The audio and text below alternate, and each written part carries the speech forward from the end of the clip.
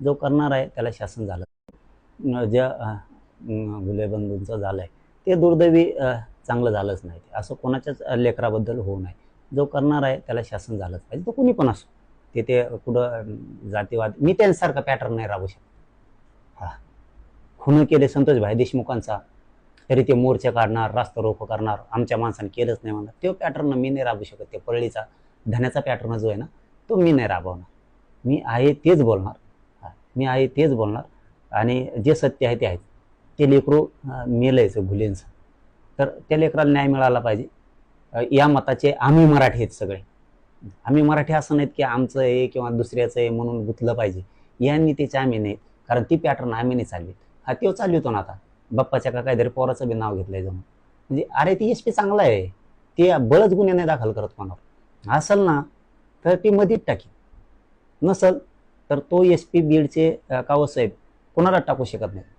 तू रोषाचं रागाचं राजकारण नको करू दाने. तो ते तसल्या भानगडीत पडू नको. त्या लेकराला न्याय कसा मिळेल या भूमिकेत जाय.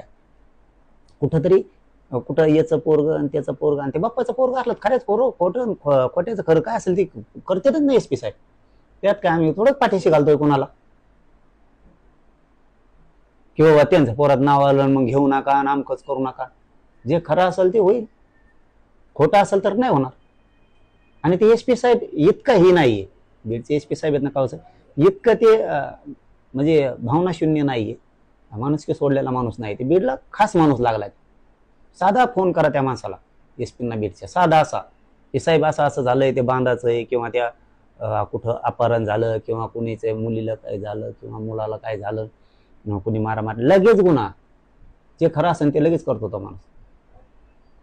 खोटं असेल तर बळच नाही करणार. किती दबाव आणू दे त्यांनी, ते परळी पॅटर्न करू शकतो. तो याचे नाव घ्या आणि त्याचे नाव घ्या, ते करू शकतं.